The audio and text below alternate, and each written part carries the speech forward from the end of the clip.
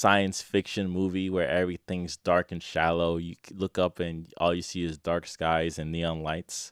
Yeah, that's the future we're heading.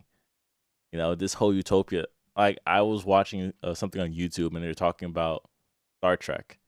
And Star Trek, I think New Generations, they were referencing how on planet Earth, and this is, I think it takes place like 300 years from like now. And on planet Earth, there's no longer like famine, poor, rich. It's like everybody realized how to work together. So there's no need for stock markets and all those type of things. We don't have the sense of needing stuff. Oh no, I think wanting. We removed the idea of want. We no longer want that. No, now That's we're close just to focused on Buddhism. progress. Oh, I'm sorry, that's close to Buddhism. When I was in high school, we used to call it Buddhism because we were foolish children. But I think that's one of the principles of Buddhism is getting rid of all desire, an urge of desiring. Yeah. Because when you get rid of desire, that's the end of all suffering. Yes. That's one of the principles of Buddhism. And That's right. You see, people, I know some things. okay, I'm see, smart. so you understand what I mean. It's like Yeah. because we all desire so much and different things, and we want different outcomes out of it. It causes pain.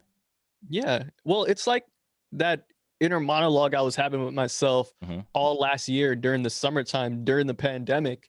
I was just having these conversations with myself and I was just thinking, like, why did we as a society choose to live our lives this way? Right. And if humanity is truly in control of everything, right?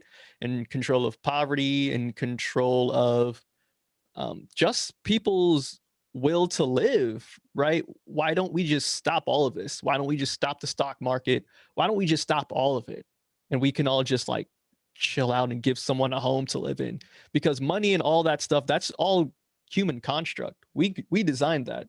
So if we really wanted to get rid of it, we can, but I think we don't because I feel like humanity still has this sort of need of finding a meaning towards life.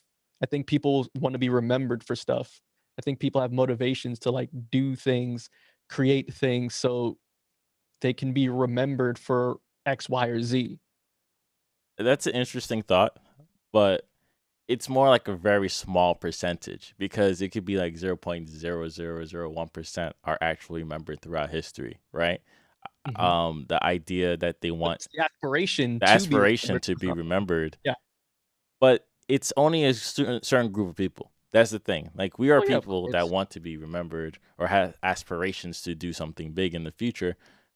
But at a certain point in time, when you have the rest of the population that's just living day by day, then it'd be better if we all live day by day. But again, that goes back to human behavior though. Yeah, but we all want to do things because we see other people doing things. Oh yeah, of course. So if those people no longer, not say no longer exist, but we all just living, less Mhm. anxiety, less pressure, less choices and stuff. It's like, hey, what do you want to do? Farmland, want to help build, the direction of the certain society. It's like this is, what I'm trying to say. Are you asking what if we as a society decide to stop? Just Yeah, stop everything? nah, not society, just people. Just people just decide to stop. Yeah, because society is like government Yeah. at a certain point.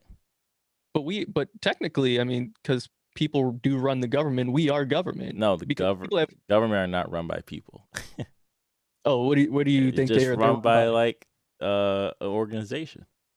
And the organizations run by? People that want to Right. organizations like Cool. saying corporations aren't people, right? It's like corporation has a different idea. Their brain is just warped different. They have no empathy, no humanity whatsoever. It's all about making profits. Hence, Right. that's what I mean. Is like we're not run by Oh, people. okay. We're not in Okay. just layman's terms. We're not run I can see by that. people that care. Okay, that's fair. So Empathy. I think My idea of humanity is empathy. That's what I meant. oh, okay. Well, for me, I think I don't know. I have this weird fascination or obsession of studying people that don't have empathy. Like one of my favorite pastimes is looking up and reading about like serial killers or cult leaders. For example, I've been watching the Peacock documentary about John Wayne Gacy.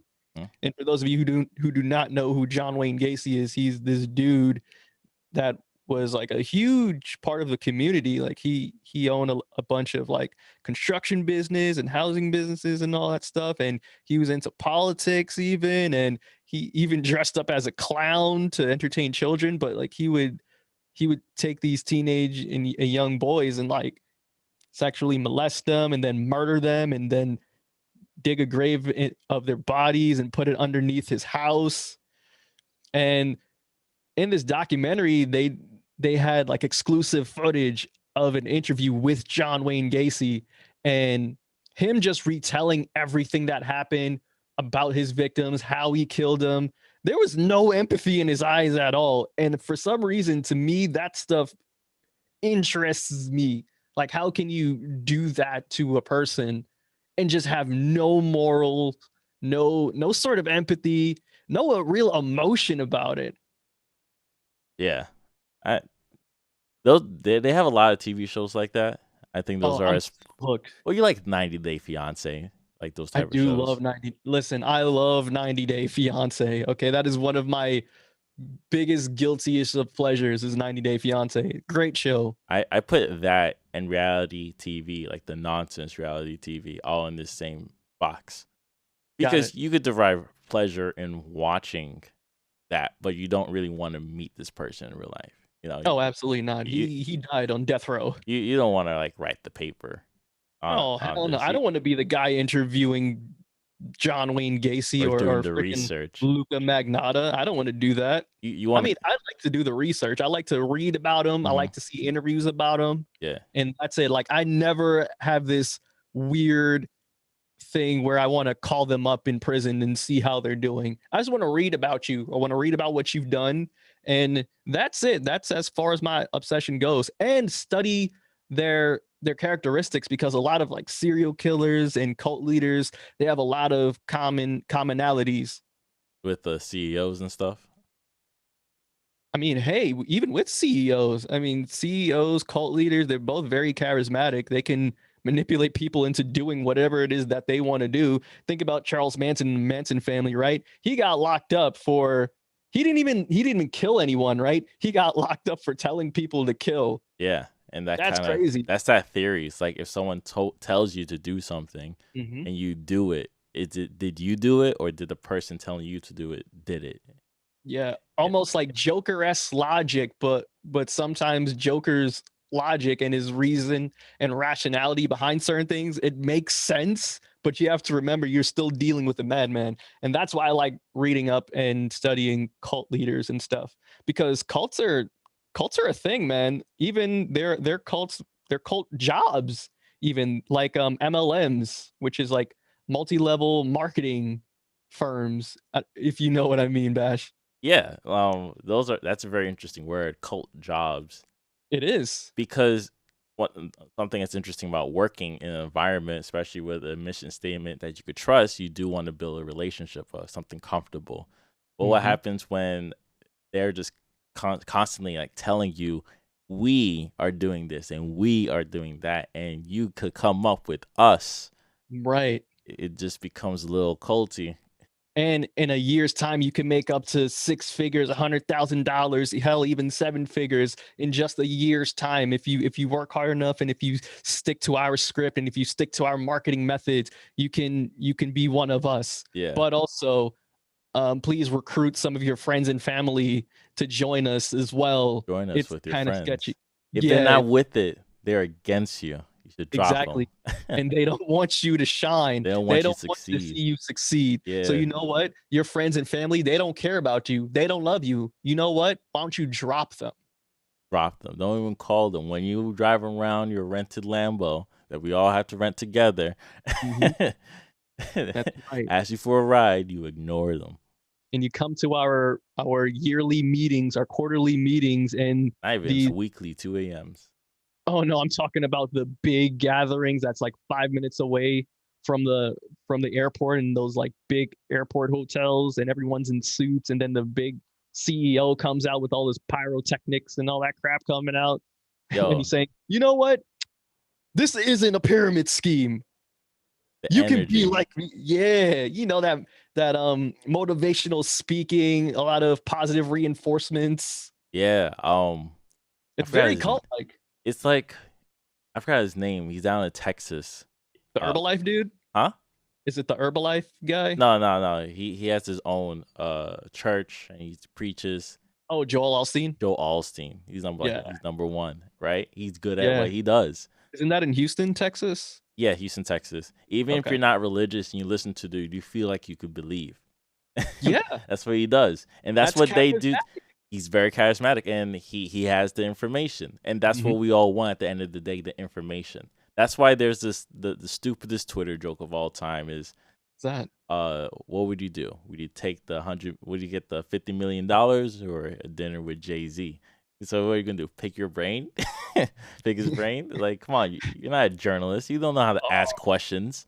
LLC Twitter's gonna be like, yo, all the real ones know that, you know what? I would take the meeting with Jay-Z so I could learn from my own self so he could put me on game instead of getting $50 million firsthand. I'd rather learn from it secondhand. It's about the grind, it's about the struggle. And if you don't understand that, you're not a winner.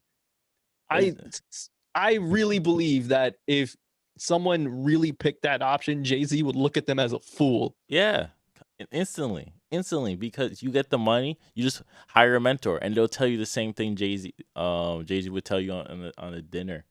Yeah. Because you could hire mentors. That's something older people do after a certain age. Once they hit a certain point of their career where they could just where they have information to give to people, Mhm. that's it. They just become a mentor or a You have consultant. mentors. Same thing. You have mentors. That's the same thing because I don't pay them. It Oh, just came with a program. Or if you're at a workplace, you could just say, hey, can you mentor me? And you just follow them. It might not be like life mentorship, mhm. but definitely just helping Career you mentorship. getting to the point where you want to go in your career. Yeah. So yeah, Okay. it's all about the growth and being Word. charismatic. If you could be villainy charismatic wise, Mhm. And you have to have the assets too to match the swagger. You have to have the BMW and all that too. even if you fake it, which a lot of people do, which I hate. They 100% fake it. They're platinum members, which I still don't know what that even means. I just know that people are platinum members. It's like a video game. That's every time I see that, I look at it as a video game. When Mm. every time you create a game, you need to create levels in order to give them motivation to continue the Right. game. You level 5, you get a little fire attack, but if you level 20, it could be like a command wave. So Mm. it's like you seen the level 20s out there, they're having fun in the game. Game's so hard for you because you're level 5, but hey, work hard, come up. Man, I've seen some friends putting up that they're platinum members to Forex, right? And I just felt like, yo, I wanted to save them, but then I remember what J. Cole told me: "Don't save them. They don't want to be saved. Don't save them." But then again, like they're my friends and I love them. But like, what if I say something and then they're like, "Yo, bro, you know, you're not really my friend. You don't want to see me shine. You don't want to see me succeed." But my rationality behind it is like, dude, there's nothing wrong with Forex. It's just I don't think you need a team that you have to pay to like, be a part of their little team. Like you could just learn it on your own. Yeah. Well, I think it's good to learn from somebody, right? That's the only thing I'm fine with those groups. I think if you could grow, but you're not part because it's divided into two parts: learning and Mm. actually investing, and getting people to join. Because if you're focused on the investment, sooner or later you're going to realize that people around you are not learning or going the same direction as you. So you're Or gonna, yeah, or the fact that a lot of those people that are in it aren't going to make that much money yeah, because people promise you or give you the belief that, hey, in just a couple months or just like a year, 2 years tops, you're going to make X amount of money. And then when it doesn't happen, and then you realize the only people really making money isn't even the manager per se or your mentor per se. It's like the real top executives really actually out here making 6 7 figures. Then you start realizing like, dude, what have I been doing all this time? yeah. So I always tell people, like my cousin, he shout out to him. He does it, but he does it to a point where he's by himself. He got Mm-hmm. the books and he's studying. Got his tactics, and he's just focused on the tactics. right? He creates time for it. Focus on tactics. Just him in the Mhm. books. So it's same thing if you want to get interested in investing. You can't be a day trader. People think they could be day trader. No, no one could be a day trader because you don't. But Bastion, you have your phone. You have your phone in your pocket, and if you have your phone in your pocket, you could make money off of it. You can't be a So you day know what you trader. need to do? Forex. Most people aren't built to put money on the line.